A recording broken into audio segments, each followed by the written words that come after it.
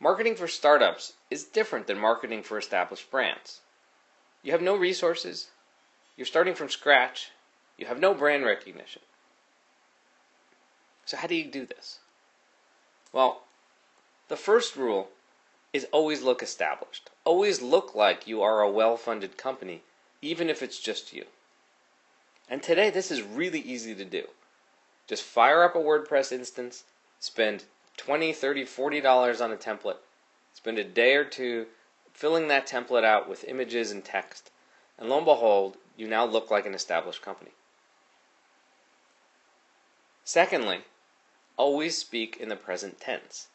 Even when all you have is the plan on paper or in PowerPoint, speak in the present tense. Speak as if you are executing your business. For two reasons. One, you are executing your business. That is the truth. You are doing such and such. It's not that you will be doing such and such. And the other reason is if you're out talking to investors and all you're doing is talking in the future tense. We will do this when you fund us. We will do that when we get a customer. Well, you're never going to get an investor and you're never going to get a customer because all you're doing is promising things for the future. Tell them what you can do for them now. Have them give you the money and tell them what you're going to do with it. Have the customer sign up as a customer and then deliver them what you're promising. And that's all in the present tense. Next, don't just look funded, act funded. Spend some money on business cards, spend some money on trade shows, spend some money on whatever you need to do to start getting your brand out into the market. It does really take money to make money. And if you don't start spending as if you're real, then you're never going to get to be real. Another way to get started on your marketing efforts is to start with a corporate essence exercise. This may sound a bit touchy-feely, this may sound a bit strange, but it really does help in figuring out what your company is all about. And from there, then building the elevator pitches and the taglines and everything else you need in order to talk about your company. And a corporate essence is actually rather simple. It's 3 words, and only 3 words. So what 3 words, 3 single words, describe your company? And not just describe your company a bit, but within those 3 words, describe everything that's important about your company. So for instance, at Google, 3 words that describe Google, that would be search, information, everything. Now, if we take a step back from those 3 words, we can say, well, that doesn't really cover advertising, and it doesn't really cover Android, and it doesn't really cover a bunch. It covers the original Google company. Maybe we need some other words now to describe the rest of it.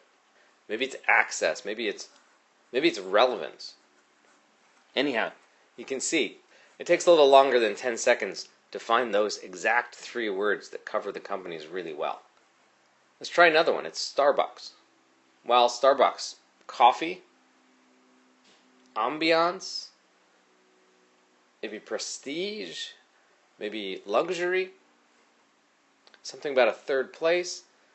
Really, one of those words has to be experience. It's about the experience of going to Starbucks. It's really not about the coffee. Similarly, Amazon, it's not about books anymore. It's about shopping, finding anything. It's shopping and anything and online. Could be as simple as that. So what you do is you sit down, again with a whiteboard or a clean sheet of paper, and start throwing out words that you think describe your company. And then group those words together into bigger concepts. Pick one word that's sitting on that page and group the other related words. And iterate and refine this until you get to 3 and only 3 words that describe your company. And that is your corporate essence. Now, using your corporate essence, go back to the list of names you're thinking of.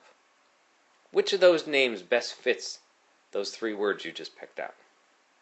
If you have a logo, or a bunch of logos to pick from, which one best matches the corporate essence? Go back to your elevator pitch. Did you miss anything? Does the elevator pitch completely describe your company, just like those 3 words do? Now, can you shorten that down to a tagline? A tagline like Nike's "Just Do It," or Coca-Cola's "It's the Real Thing." Sometimes those 3 words are your tagline, or you take some of the other words that you used in the corporate essence exercise and use those within your tagline, because those are going to be close to the ones that you picked for your key corporate essence, but they might work better in a tagline or a marketing line.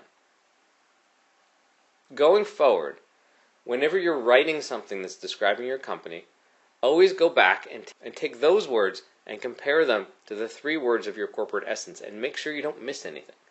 If you're describing your company on your about page on your website, or in an article, or in the boilerplate at the bottom of a press release, or when talking with a reporter, or wherever you're talking about your company, make sure that it includes a description of everything your company does and stands for.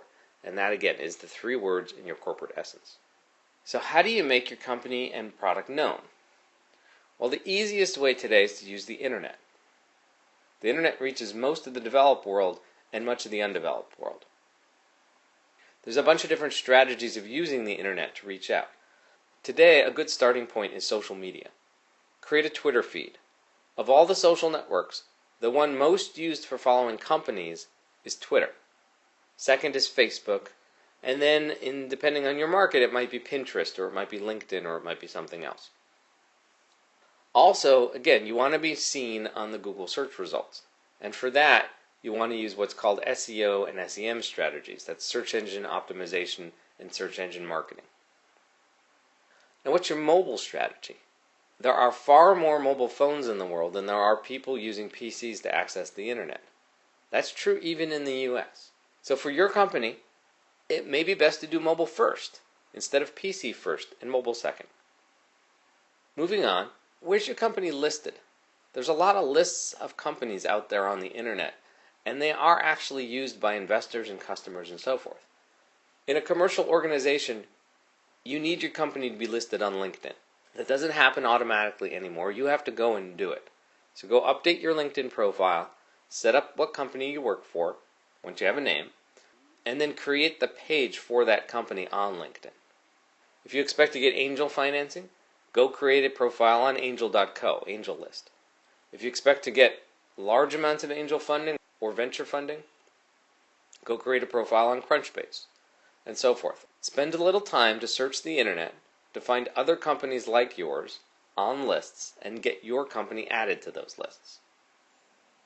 Next up, where are the stories being written about companies like yours? The news sites, the news blogs, the individual tweeters, and so forth. Find out who's writing about your competition and reach out to those writers and have them write about your company too. And then keep in mind that all this effort is what everyone else is doing too. What is it that you can do to stand above the crowd, stand above the noise, and be noticed? I call these purple cows, after the Seth Godin book, Purple Cow.